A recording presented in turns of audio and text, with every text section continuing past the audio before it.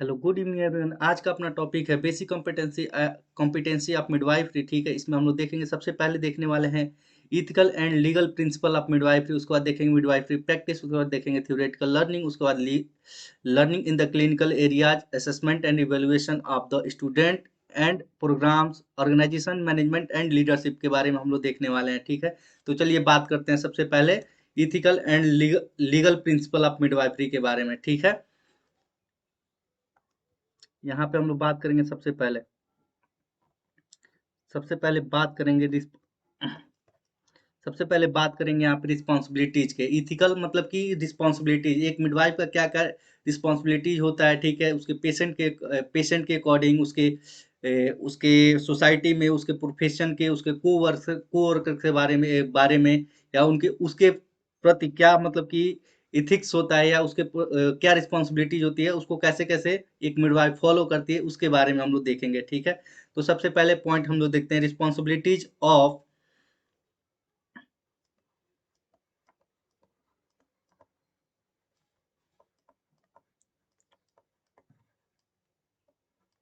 responsibilities of midwife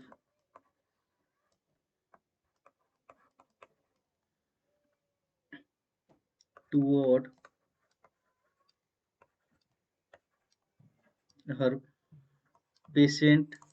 ठीक है, उसके बाद responsibilities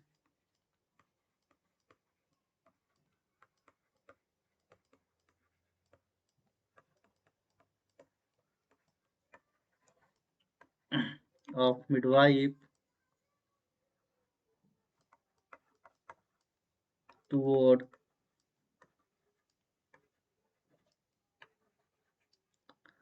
her society।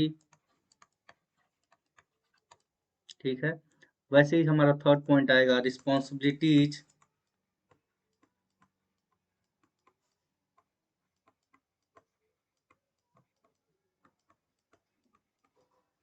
Of midwife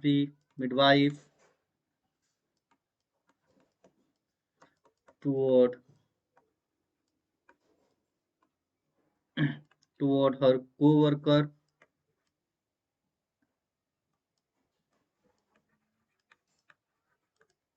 ठीक है, उसके बाद फोर्थ रिस्पॉन्सिबिलिटीज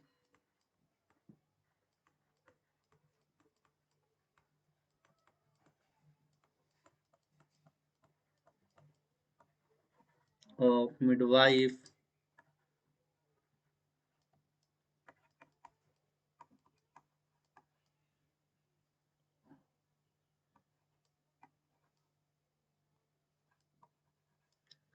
toward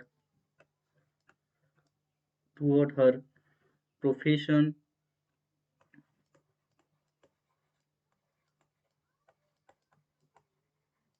ठीक है, और एक लास्ट पॉइंट हम लोग देखेंगे जो सबसे मेन पॉइंट है। ठीक है, code of ethical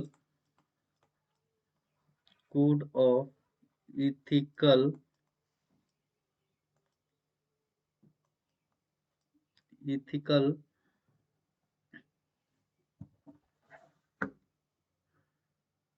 ethical deal with what is right and what is wrong. ठीक है, हम लोग इसके बारे में हम लोग बात करने वाले हैं इसमें। ठीक है, तो ethical and legal principle of midwifery में हम लोग सबसे पहले एक मिडवाइफ का जो भी रिस्पॉन्सिबिलिटी होता है उसके पेशेंट के प्रति, उसके बारे में हम लोग देखते हैं। ठीक है, उसके बाद हम लोग देखते हैं कि एक मिडवाइफ के उसके सोसाइटी के प्रति क्या रिस्पॉन्सिबिलिटीज है, उसको हम लोग मतलब कि वो क्या क्या है मिडवाइफ का रिस्पॉन्सिबिलिटीज। ठीक है, उसके बाद मिडवाइफ का उसके को वर्कर के प्रति क्या रिस्पॉन्सिबिलिटीज है, उसको कैसे उसको फॉलो करना है। ठीक है, कैसे अपने को वर्कर के साथ कोऑपरेट करके रहना है, उसके सोसाइटी में कैसे कोऑपरेट करना है, पेशेंट के साथ कैसे कोऑपरेट करना है, कैसे एजुकेट करना, उसके बारे में एक मिडवाइफ को पता होना चाहिए। ठीक है, सबसे बड़ी बात उसके प्रोफेशन को ठीक है, अपने प्रोफेशन में कैसे प्रोफेशन को मेंटेन करना है, ठीक है, उसको पता होना चाहिए, ठीक है। और उसके उसके जो बेसिक प्रिंसिपल होते हैं, ठीक है, जो लीगल प्रिंसिपल होते हैं, ठीक है, एक मिडवाइफ मिडवाइफ के लिए क्या सही है, ठीक है, और क्या गलत है, उसको पता होना चाहिए, उसके बारे में उसको पता होना चाहिए, ठीक है, एक मिडवाइफ को पता होना चाहिए। ठीक है, चलिए बात करते हैं मिडवाइफरी प्रैक्टिस के बारे में। नेक्स्ट पॉइंट, मिडवाइफरी प्रैक्टिस, ठीक है। तो मिडवाइफरी प्रैक्टिस करने के लिए, ठीक है, सबसे पहले क्या होना चाहिए, प्रिंसिपल पता होना चाहिए, सबसे पहले principle and method of health assessment पता होना चाहिए, ठीक है। चलिए यहाँ पर हम लोग देख लेते हैं principle and method.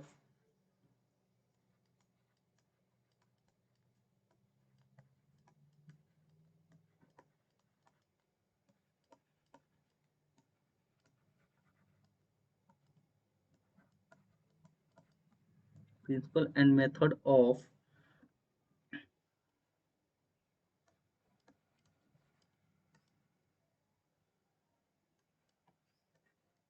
Health assessment, ठीक है,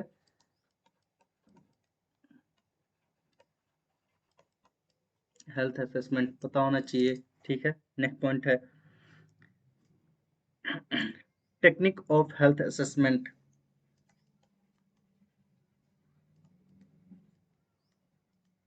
टेक्निक्स ऑफ हेल्थ असेसमेंट पता होना चाहिए। Third point, family planning method,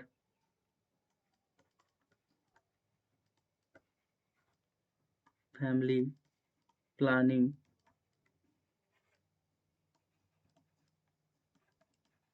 method, इसमें एडवांटेज और डिसएडवांटेज, ठीक है, इसमें एडवांटेज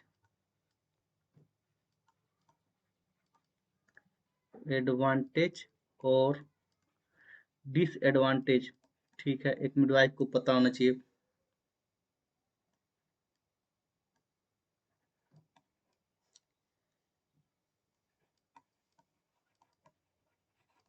एडवांटेज एंड डिसएडवांटेज पता होना चाहिए, ठीक है। नेक्स्ट पॉइंट पे हम लोग पढ़ते हैं ऑब्स्टेट्रिक ऑपरेशन कौन कौन से होते हैं, इसके बारे में पता होना चाहिए।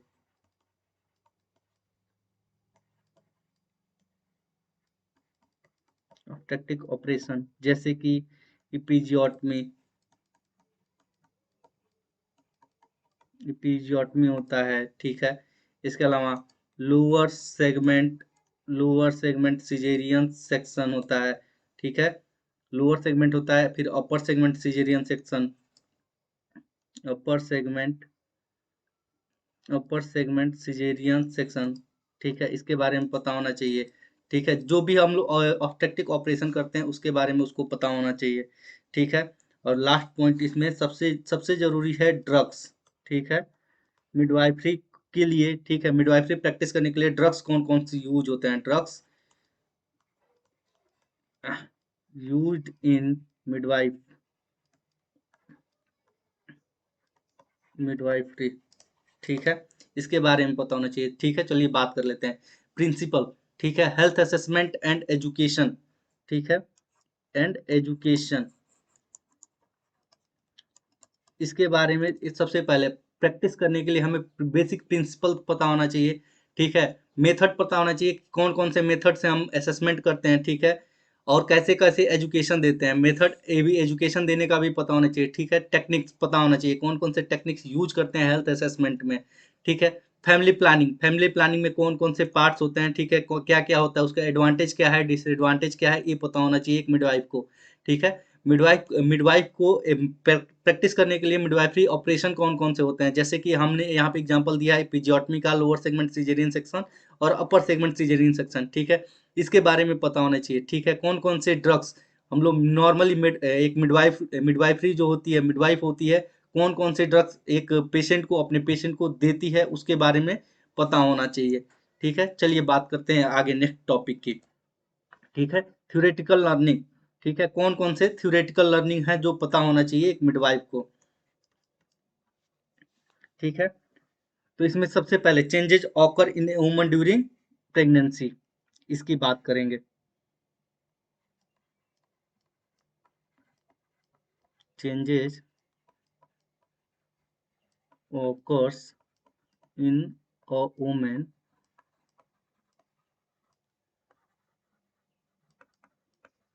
ड्यूरिंग प्रेगनेंसी, ठीक है। थ्योरेटिकल लर्निंग में चेंजेस कौन कौन से होते हैं एक प्रेगनेंसी के दौरान पे, ये पता होना चाहिए, ठीक है। इसके अलावा पता होना चाहिए कॉम्प्लिकेशंस, ठीक है।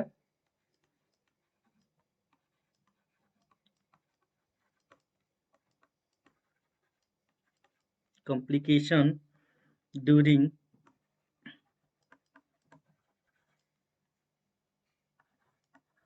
परप्यूरियल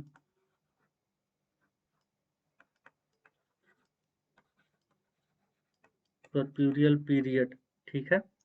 उसके अलावा puerperal period and their management, puerperal period and their management,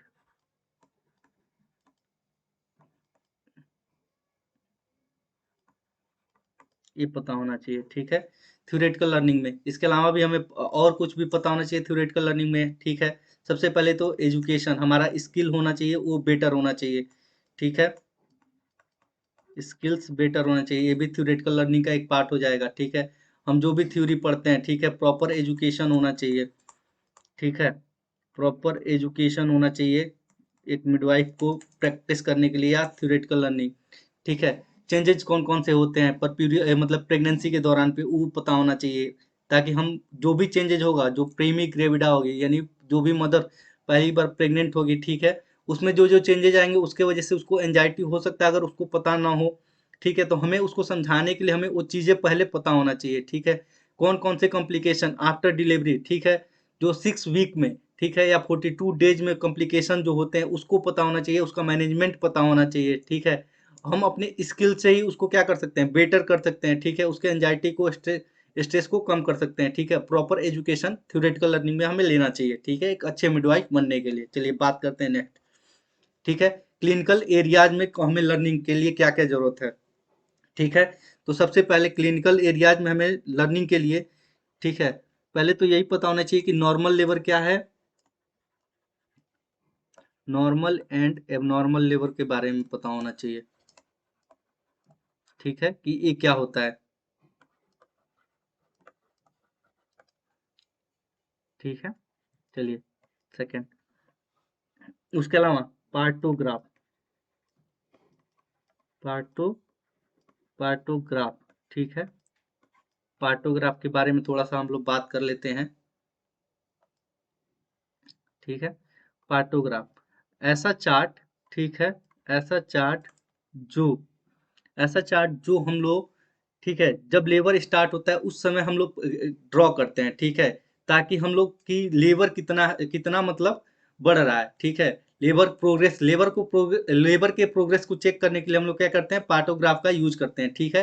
partograph क्या है, एक चार्ट है, बेसिकली क्या है, चार्ट है, ठीक है, जो प्रोग्रेस ऑफ लेबर को हम लोग उस पर देखते हैं, ठीक है। तो चार्ट जो हमें प्रोग्रेस बताता है लेबर का, ठीक है, प्रोग्रेस ऑफ लेबर को ड्रॉ करते हैं, ठीक है, किस पे, पार्टोग्राफ पे, ठीक है। चलिए अब देख लेते हैं next point,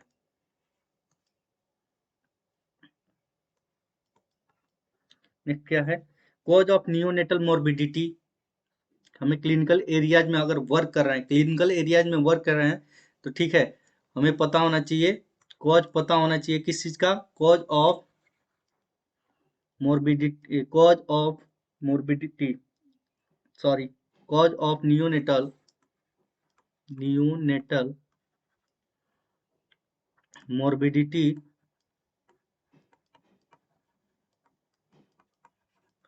dt and mortality, ठीक है, ये हमें कॉज पता होना चाहिए, ठीक है।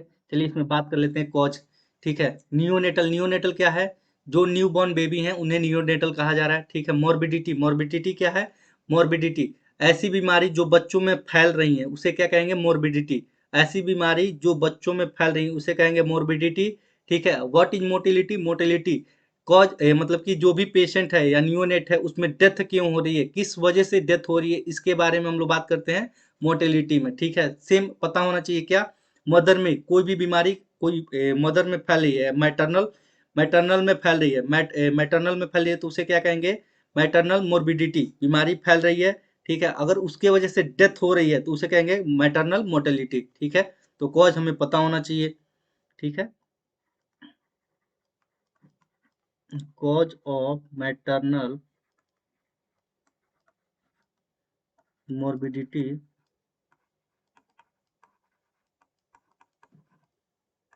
And mortality.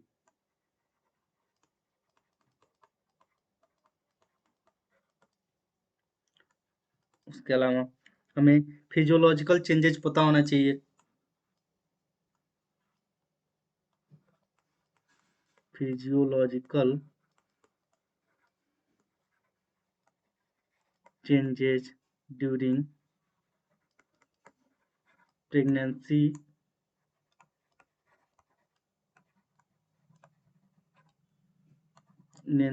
And puerperal period.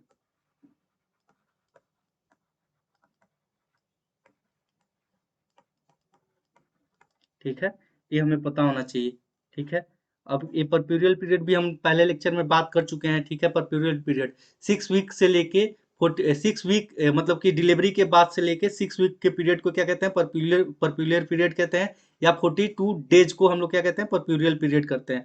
उसके बीच बीच में ठीक है, फिजियोलॉजिकल चेंजेस जो हमारे प्रेगनेंसी के दौरान हो रहा है उसको भी पता होना चाहिए एक मिडवाइफ को क्लिनिकल एरियाज में वर्क करने के लिए, और परप्यूरियल पीरियड में भी जो जो चेंजेज होते हैं, फिजियोलॉजिकल चेंजेज होते हैं उसको पता होना चाहिए। ठीक है, चलिए बात करते हैं आगे।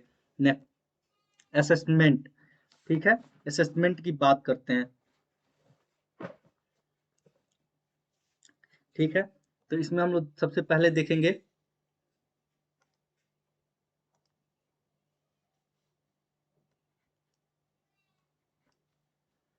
Component of intranatal care. Component of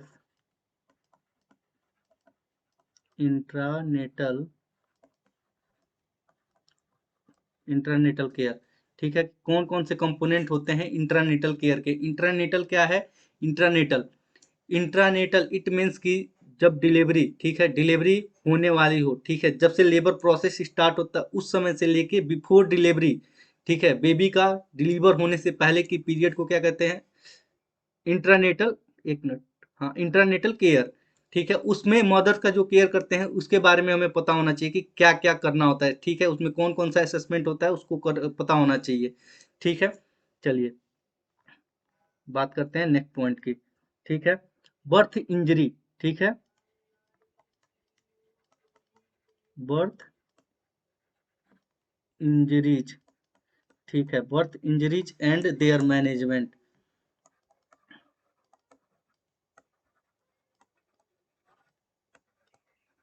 birth injury and their management, ये पता होना चाहिए। ठीक है, बर्थ इंजरीज क्या है, ऐसी बीमारी जो कंजेनाइटल होती हैं, ठीक है, या जो बर्थ के समय पे बीमारी, बर्थ से पहले मतलब कि बेबी का बर्थ होता है उस समय प्रेजेंट होती हैं, ऐसी बीमारी उसे क्या कहेंगे, बर्थ इंजरीज कह सकते हैं। ठीक है, कंजेनाइटल डिजीज कह सकते हैं। ठीक है, या बर्थ के समय पे जो कोई भी इंजरी प्रेजेंट रह रही है उसे कहेंगे। ठीक है, तो उसका संविधान क्या है वो भी पता होना चाहिए। ठीक है, बर्थ इंजरी क्या क्या कौन कौन सी होती है ये पता होना चाहिए। ठीक है, और उसके मैनेजमेंट कौन कौन से ये भी पता होना चाहिए एक मिडवाइफ को प्रैक्टिस करने के लिए। ठीक है, चलिए बात करते हैं। ठीक, नेक्स्ट, कॉम्प्लिकेशन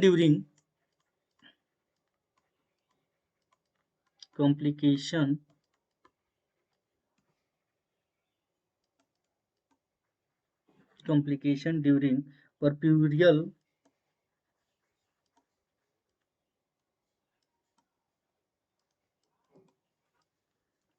परप्यूरियल पीरियड। ठीक है, असेसमेंट हम लोग करते रहते हैं। ठीक है, मदर को आफ्टर डिलीवरी भी बुलाते रहते हैं चेकअप के लिए। ठीक है, बेबी का चेकअप के लिए और मदर के चेकअप के लिए। ठीक है, तो उसमें कौन कौन से कॉम्प्लिकेशन हो सकते हैं इसके बारे में पता होना चाहिए। ठीक है, और उसका क्या क्या निवारण है ये भी मदर को पता होना चाहिए। ठीक है, चलिए next point, high risk pregnancy. ठीक है, हाई रिस्क प्रेगनेंसी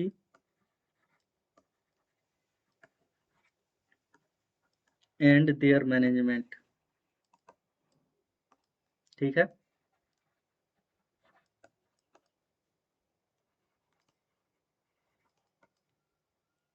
ये हमें पता होना चाहिए।